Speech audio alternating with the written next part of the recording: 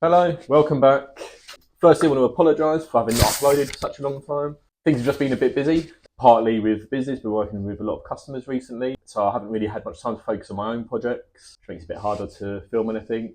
But today I'm back. I'm going to try to diagnose a difficult non-start issue on my Mercedes C180. The car struggles to start for the first time when it's been sitting for a few hours, maybe overnight. But it does start, and after that, then it's perfectly fine. There's no misfires, no nothing. So I'm going to start looking into that, and I'll talk you through how we're going to solve that problem. Just while I'm here, actually, quick update: the CLK 55, really dirty. But actually, what I was going to say was it's actually sold, so that'll be going to a new home in about a week. So probably ain't going to make much more content with this, but yeah, good car. It's been nice to drive over the past few months, but it's time for a new home for it. So the car's been sitting for a while, so let's see if it let's see how it starts. Waiting for pairing. Paired. Well,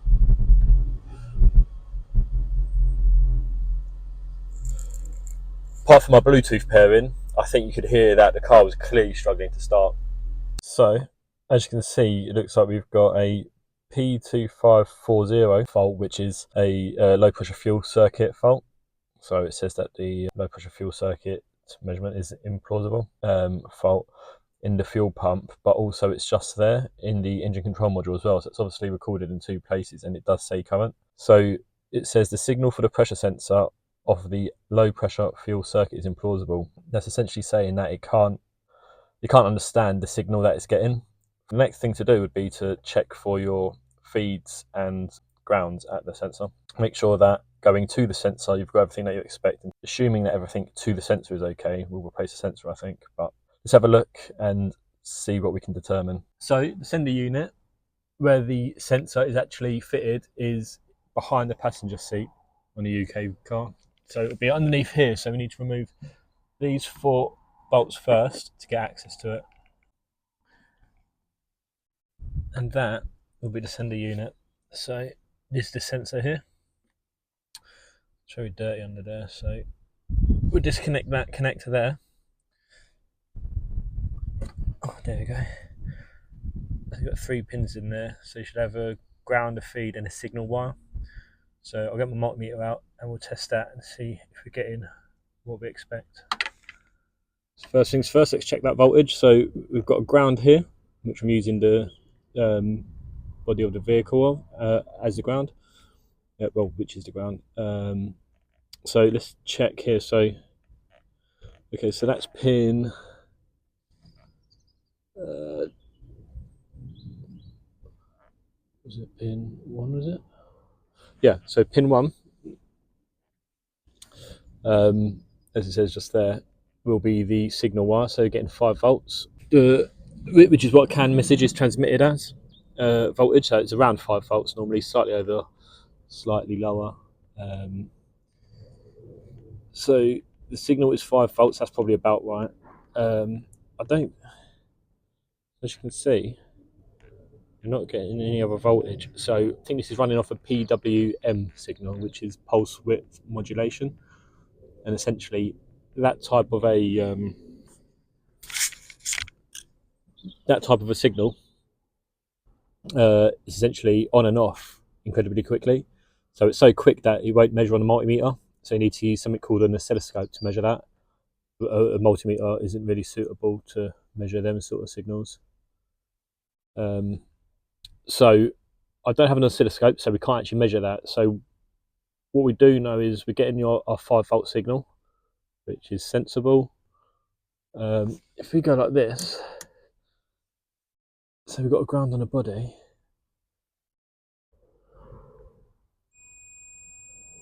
There you go, so that's pin 3. Pin 3, getting continuity between the ground and between that wire, which means that wire is going to ground, which is all good. So yeah, so I think pin 2 will be the feed. It might be a PWM signal, which would explain why we're not measuring anything now.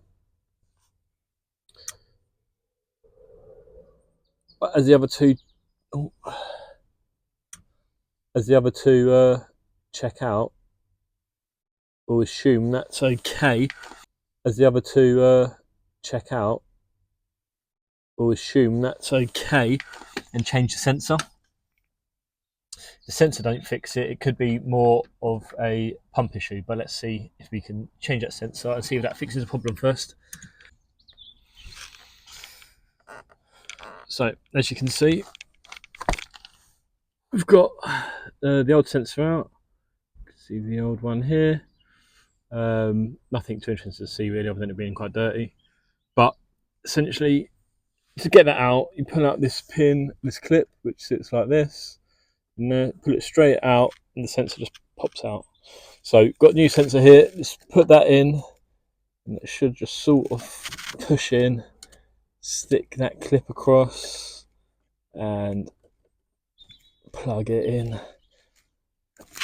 Then we'll plug into the computer, see if we can clear the fault, and see what happens.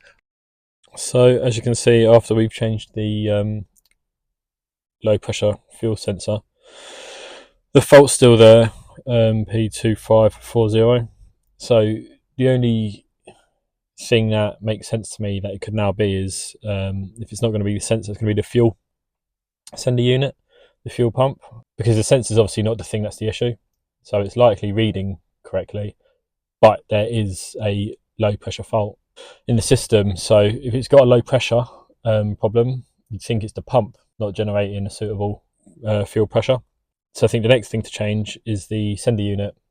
So you've got your four fixings out. Lift the cover off. You've then got your two connectors. One for your sensor, which you would have already disconnected before when you were testing it, and the connector for the actual unit itself. So disconnect those two. You've then got the actual fuel line, nice and easy. See that little blue tab there on the end of it? Push that in and it just lifts off, nice and easy. Only take a couple of minutes, if that. So to get the actual unit out, and again, the recording didn't come out, so I'll try to explain it as best I can. So essentially, you've got this sort of lock-in clip, I'm not sure what you'd call it really, securing device that goes over the sender unit. So the sender unit sits in here like this, push it down nice and low. This, you've got these tabs with the slim to quite thicker opening in that cutout. There's a few of them, right? So the thick part will sit over there when you're putting it on, and you'll spin it to slide it up here. And again, to get it off, it started here. So I got a dead blow hammer, got a little sort of pry bar, or you could use a big screwdriver, whatever you want. And I just got it in here, so into these little cutouts here, and I just knocked it around, and it just spun around, spun off, and that was it. And then now it's loose. So looking at the sender unit, there's a few pipes on there. I don't know if you can see that. And so what I'm going to do is I'm going to get the new one, just compare visually that they look the same. And also try to make sense of the connectors that I need to swap over. So let's have a look at the new one and see if that gives us any insight onto how to tackle this next part. So here's the new sensor. In fact, let's put it in the back of the car, shall we? Try and keep some of the dust out of it. There's my football boots. So here's the new sender unit. So first thing, you've got your seal. That will go, well, whatever's easiest, I suppose, up from the bottom, I suppose we'll do. Once we get off, and that will sit just here underneath that lip, and that'll be the seal. Here's the pipes. It looks like I need to disconnect, if I can. It looks like, I wonder if... Oh, it's interesting. I'm actually wondering if I need to disconnect these from the other side. So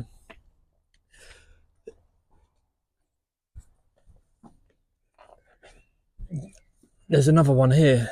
So that's the one I'm changing. So that's the one with that's the only one with the fuel line out of it.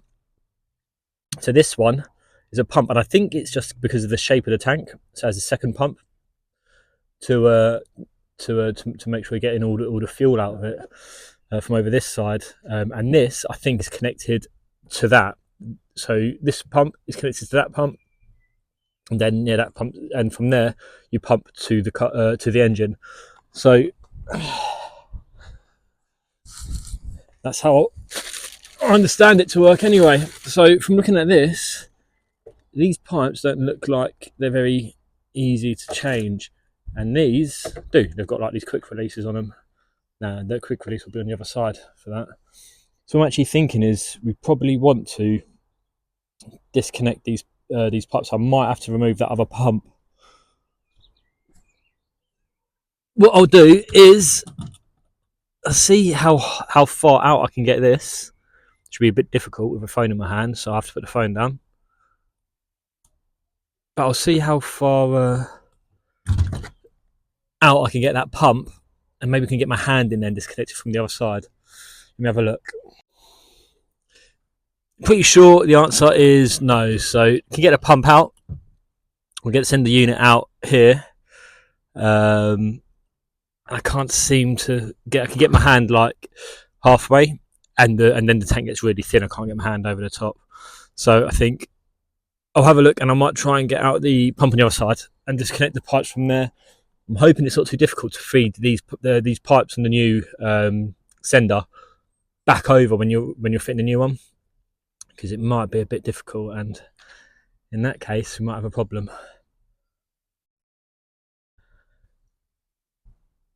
Let's see. And just like that, you can see that it's spun round, and this should just, there you go, lift straight off. Sort of. Oh, there you go. And there you go. Now that's popped up. You want to be careful, don't get a load of debris. There's even a bloody.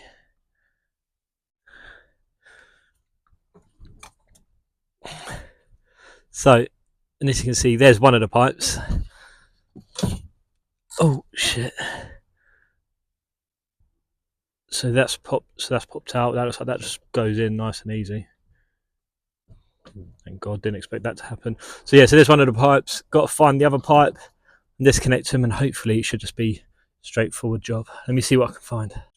To make life easier, I'm going to disconnect these two and just pull this bit out of the way. Then you can see there's one of the pipes is there, and there's another one. I did just see it, but it's just down the side here. So I need to pull this sort of.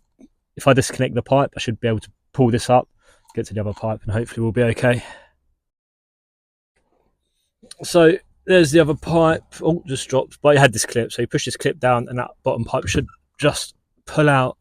Now I'm going to hopefully send the unit through that side and be able to feed the new one back in. And there you go. So the pump's out. It was straightforward. There was no other hidden clips or anything, so it's quite straightforward. But I do wonder if it's going to be as straightforward feeding the pipes back in. So essentially, you have to go in and sort of like back up and over. But let's have a look at the new pump. So already checked it. I'm quite happy with it. So I mean, it looks like it's got some additional angles on here, but they flex okay. So yeah, a bit of a different shape, right? So, but they're definitely the right sort of clips. The same ones I've taken off. I've got the sensor in the top there. So that is definitely the right one. Oh, so we've got a bit of plastic around here. Oh, a little label. Follow assembly instructions. Remove label. Okay, good instructions. Let's remove that. This is the level sensor. So as there's more fuel or less fuel in the tank, this will go up or down, and that will change. The resistance in here will change depending on the height of this. If it's higher or lower. It's essentially like a variable resistor in a way. And the higher or lower this is, the higher or lower the resistance is, and that feeds the information to the front, and that's what will show you on your needle how full or empty your tank is. It's all based on resistance. So if you're at all interested, right? So I've got to remove that, and then we'll try and get this back together.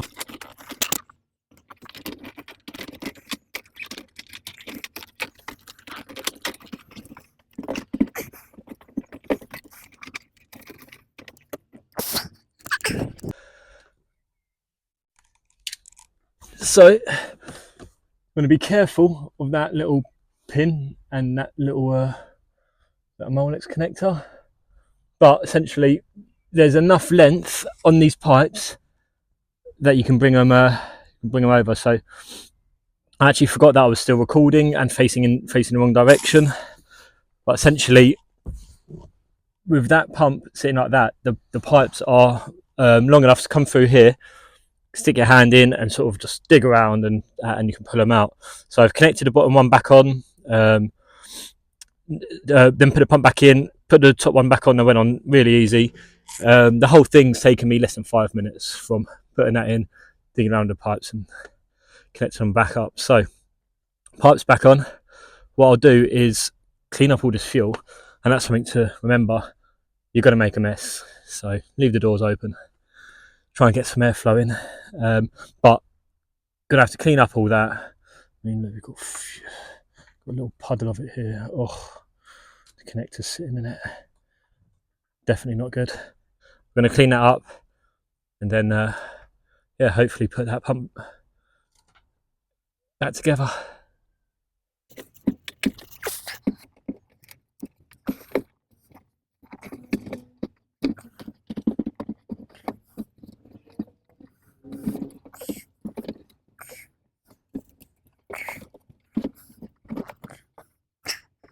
In, sort of.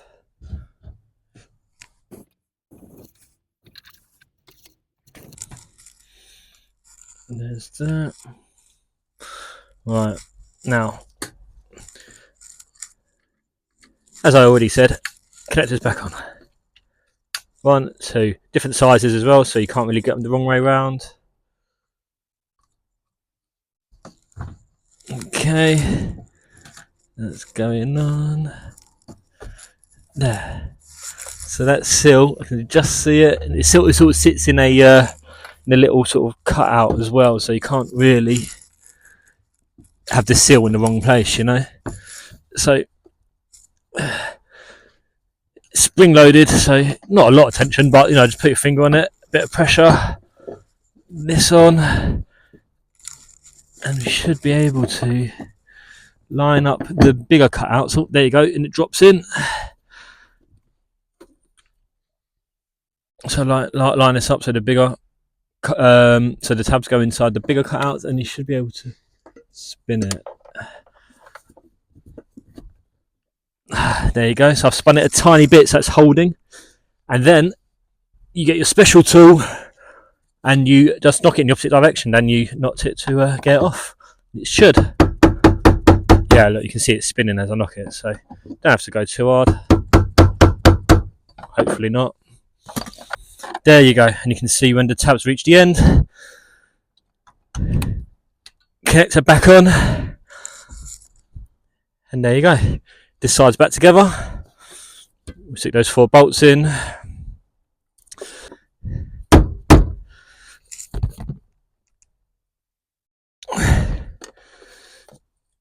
And there you go, you can see that they're butted up against the edge of the clip. First things first, pipe on, and then you've got your 2 connectors which are just tucked behind the panel here. 1, 2. Oh.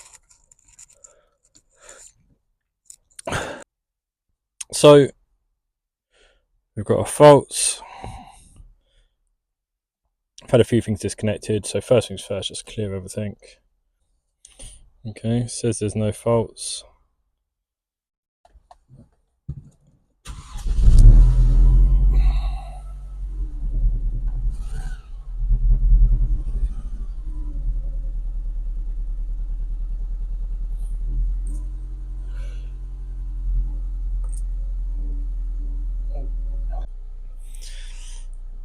the car's now running okay. You can see it's idling nicely. It does need fuel. Quick tip: the reserve fuel level light is on. Quick tip is, if you're planning to do anything on the fuel tank, just make sure you ain't got no fuel in your car. So I've intentionally just been filling it up £5, £10 at a time until this part turned up. So it's a lot easier. Imagine if that fuel tank was full, imagine how much of a mess I'd make. So at the moment, no faults have come back. What I'm going to do is go for a road test, get some fuel as well. I'm not going to fill it up, because if there's an issue, I need to get back into the fuel tank. We're going to make a right mess. But I'm going to go stick to, £15 of fuel in or something. Take it for a road test and see if these faults have stayed off. So we are back. So what we're going to do is rescan everything, see if the faults disappeared or not. So just looking here, you can see that in the engine control module, you've got that fault. It's still there, and it's stored now. Before it was current and stored, I think, and now it's just stored. But in the fuel pump control module, there is no fault. So I think this fault, I think this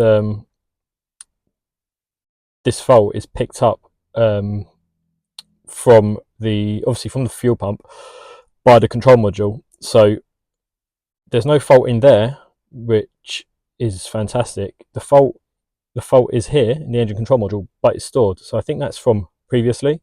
So it may be a case that it needs a few start cycles, or maybe it needs to be driven for so many miles. Maybe it's or maybe it's 30 minutes of driving.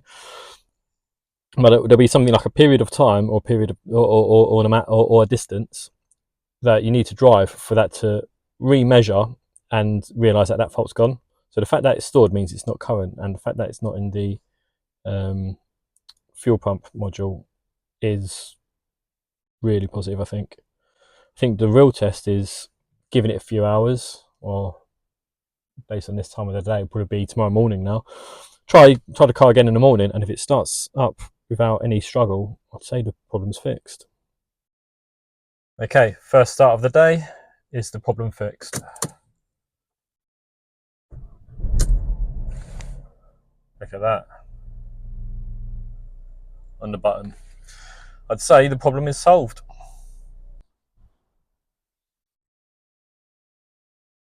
So it's been a couple of days. I've managed to do a couple of cold starts over the past few days with the car, and the issue's gone. It's 100% fixed. That's it for this video, but thanks for watching, and I'll see you in the next one.